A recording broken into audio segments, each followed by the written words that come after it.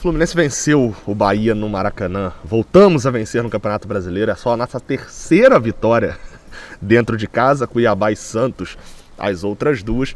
Mas o Fluminense voltou a vencer no Campeonato Brasileiro. E essa daqui não é análise do jogo. Essa aqui é análise individual. Cada jogador pontualmente sendo analisado. Então deixe seu like aqui embaixo, se inscreva aqui no canal. Sou Gabriel Amaral, sou jornalista por formação e sou tricolor de coração. Beleza? E a gente começa por ele, o grande goleiro, Marcos Roberta. Bem, deixa eu até afastar aqui um pouco pra cá a minha câmera, porque vai entrar uma galerinha aqui mais no canto, né? Marcos Felipe. Cara, é complexo porque goleiro que tem altos e baixos, a nota normalmente condiz, chega numa média que não é consenso de nenhum dos dois lados. Nem no consenso de quem acha que ele foi muito mal, porque falhou, e eu vou deixar claro isso aqui, falhou várias vezes. Falhou no primeiro tempo, ele estava errando lançamento a dar com pau. Errou 3 seguidos e um até meio ridículo aqui para a esquerda. No segundo tempo saiu muito mal, lembrando os tempos de Fernando Henrique, numa bola de escanteio, que o Luiz Otávio botou a bola no travessão. E numa bola na área em que a bola estava na mão dele, indo chegando, e ele, enfim, deu todo um negócio estranho ali e a bola acabou atabalhoado. E vai ter gente que vai achar que ele merece um 9 pela defesaça que ele fez. Fez uma outra defesa rasteira, mas normal. E a defesaça que ele fez no chute de Juninho Capixaba. A nota é uma média, mas a análise tá aí. Marcos Felipe tá se tornando aquela brincadeira que eu fazia com o Muriel. Não sei quantos aí vão lembrar que era o bingo de Muriel, né? O Muriel tinha ali uma série de coisas que ele repetia todo jogo. Dentre elas, uma falha, uma saída errada, uma defesaça. Marcos Felipe, pra mim, não foi uma boa partida, porque ele fez uma boa defesa e foi inseguro durante praticamente todo o jogo. Nos dois laterais, Danilo Barcelos e Samuel Xavier, não foi uma boa partida dos laterais do Fluminense.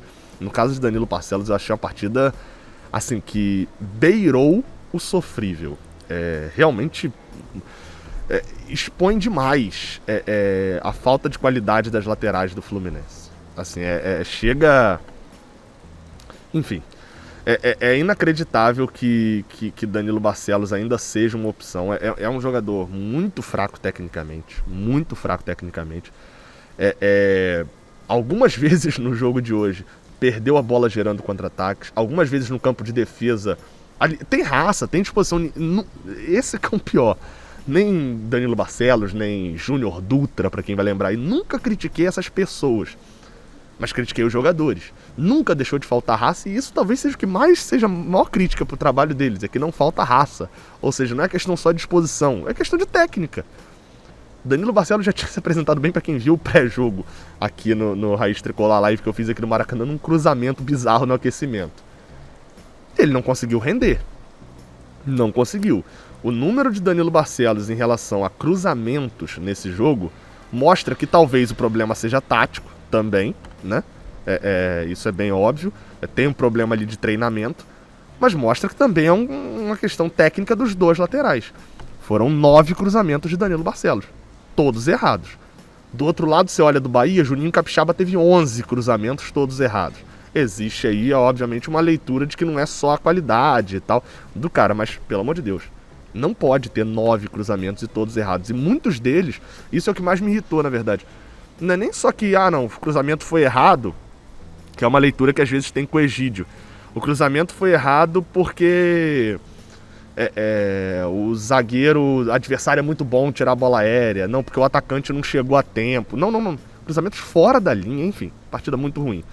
E a de Samuel Xavier foi só ruim. Pega tudo isso que eu falei para Danilo Barcelos e reduz. E diminui um pouco a lógica. A nota 2 para Danilo Barcelos é muito pelo esforço e, enfim, pelo desempenho também. Toda essa crítica aqui é que eu não quero ver ele jogando mais no Fluminense. Já no caso de Samuel Xavier, tem a questão da defesa, deixa espaço, continua deixando espaço e ofensivamente ainda não consegue agregar muito.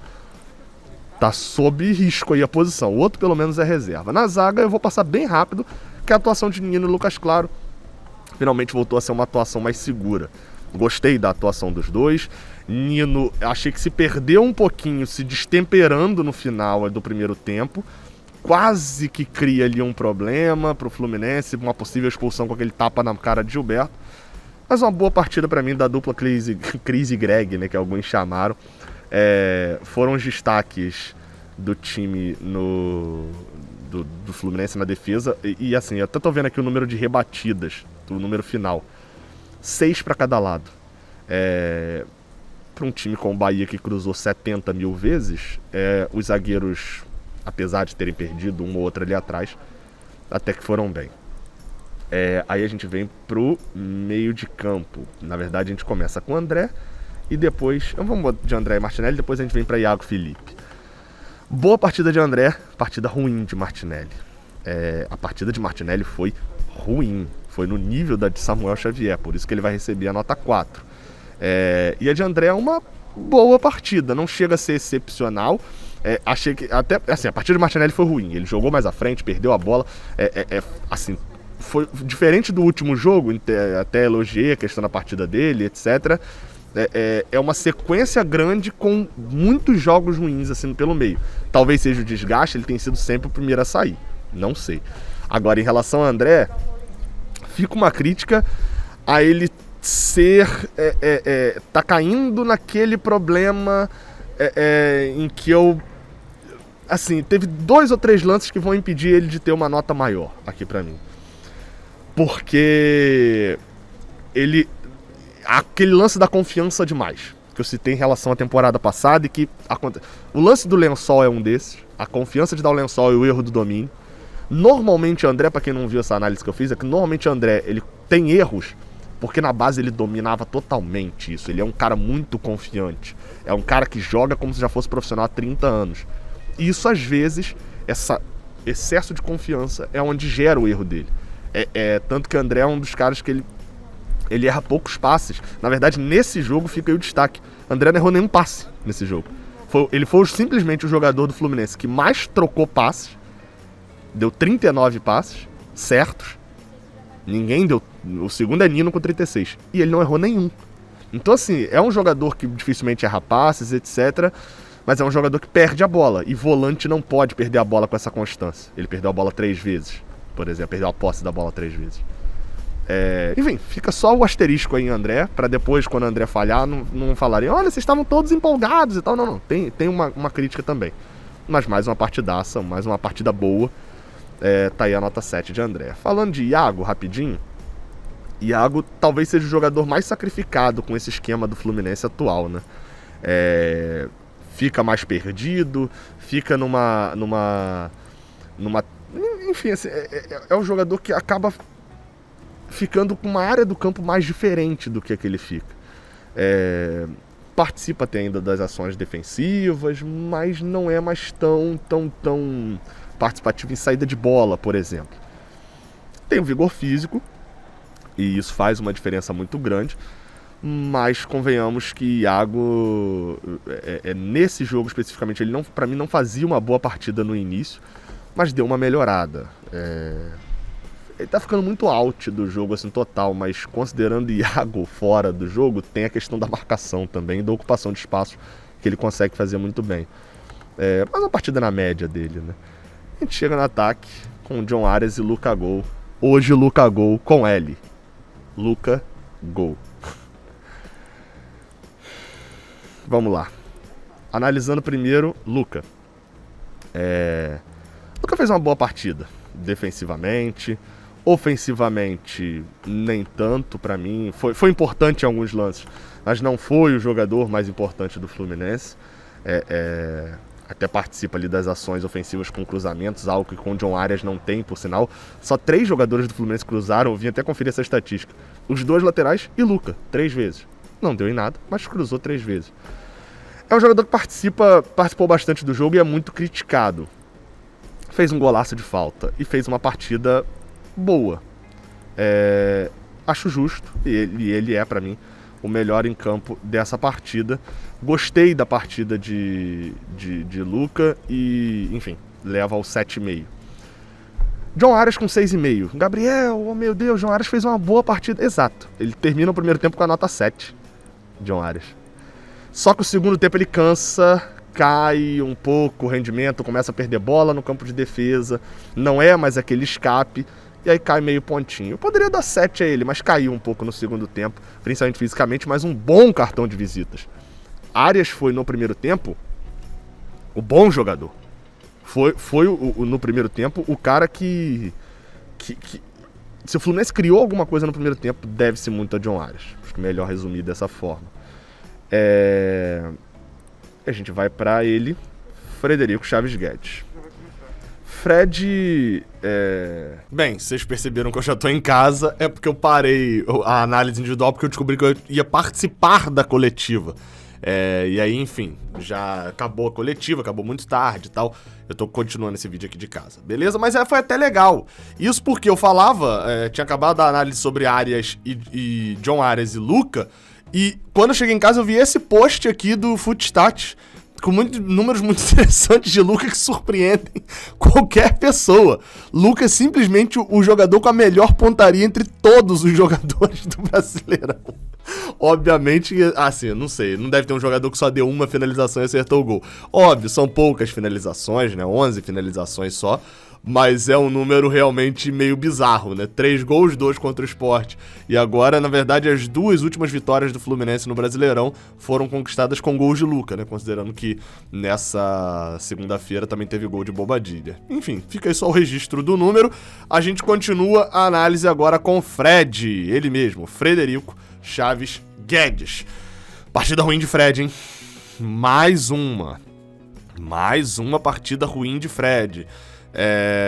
Assim, fica pra pontuar negativamente a partida dele. Não foi uma daquelas péssimas partidas, porque as bolas que ele recebe ali na frente, ele consegue ainda criar 1 ou 2 jogadas. É nítido que o esquema do Fluminense de Roger Machado já não favorecia muito esse tipo de centroavante. E, além disso, o jeito com o qual o Marcão tá caminhando pra jogar pelo Fluminense também continua sem favorecer. A partida foi ruim dele, talvez era pra uma nota menor, talvez vendo de casa, realmente era daqui pra baixo, não tem como dar uma nota maior do que 4 pra Fred, sem dúvida nenhuma. E aí vem os que entraram, só que os que entraram é mais complexo, porque o único que vai receber a nota é Bobadilla, porque, enfim, todos os outros tiveram uma quantidade de minutos bem pequena. E Bobadilla fica com uma nota 7. Aí você fala, Gabriel, nota 7, Bobadilla entrou e fez o gol, ele é um gênio do futebol mundial, o paraguaio mais sensacional do mundo. Ok, você sabe que não é. E em relação ao inverso também, Gabriel Bobadilla não conseguiu dominar uma bola no ataque. A bola batia nele, parecia um muro. A bola batia nele e voltava. Pelo amor de Deus, Gabriel, como que você tá querendo me dizer que esse jogador é o jogador em que eu preciso colocar e tal? Assim, nem tanto ao mar, nem tanto à terra, né? Vamos voltar aqui pra gente poder falar. Bobadilla fez um gol, entrou pra poder brigar, ele tava solto, sozinho lá na frente, toda hora brigando com os jogadores. Não foi uma partida de Bobadilla, dessa vez ele jogou 20 e poucos minutos, não foi uma partida que fez, até falei isso num grupo de WhatsApp, não é uma partida que faz com que o Bobadilla credencie ele a ser titular no lugar de Fred. Não é. Ele continua tendo quase 600 minutos e agora tem 2 gols dentro da pequena área, todos os 2 gols dentro da pequena área e praticamente sem goleiro, né? Então, assim, não é esse gol que é nossa, agora a Bobadilla é titular. Por outro lado, pela primeira vez, Bobadilla tá produzindo algo que faça com que ele ultrapasse Abel Hernandes, porque até mesmo quando ele fez o gol lá atrás e rendeu alguma coisa, Abel também tava fazendo gol. Então agora, ele tá dando motivos pra Abel Hernandes virar o terceira opção. Porque a partir do momento em que você tem 3 centroavantes iguais, um deles não vai ter quase chance nenhuma. E era o que vinha acontecendo com o Bobadilla. Pela primeira vez, ele está, pra mim, na segunda opção, como segunda opção. Vamos ver se pra Marcão isso também acontece. Mas ok, já falei várias vezes, não gostei da contratação de Bobadilla, até pelo fator de ser da mesma posição que Abel Hernandes e Fred, pelo valor pago, etc. Mas claro, torço pra que dê certo e espero que já dê certo na próxima partida. Dos outros, como eu falei, Casares, fica o destaque de números, tá? Do Footstats. Como eu falei, eu não vou dar a nota exata pra esses jogadores, porque eles entraram pra jogar cerca de 10 minutos só. Pra vocês terem noção, Casares deu um passe no jogo. Um passe no jogo, em pouco mais de 10 minutos. E ele errou esse passe. Exatamente. Segundo o Footstats, tem um erro. Em relação a lançamentos, Casares deu um lançamento. E ele errou esse lançamento. Casares entrou faltando 10 minutos e ele perdeu a mesma quantidade de posses de bola, ele tá com a bola e perdeu, que Luka. Assim, foi uma partida desastrosa de Casares. Não vai receber nota, né, porque é pouco tempo, mas foi desastrosa. Nonato a gente praticamente não vê em campo, à exceção de um lance ali que ele perde no meio de campo, mas enfim, praticamente não vê. E Manuel entrou pra rebater tudo lá atrás, enfim, e aí só entrou numa disposição de centroavante ali no finalzinho. É isso, deixe seu like aqui embaixo, se inscreva aqui no canal. Até a próxima, tamo junto, valeu.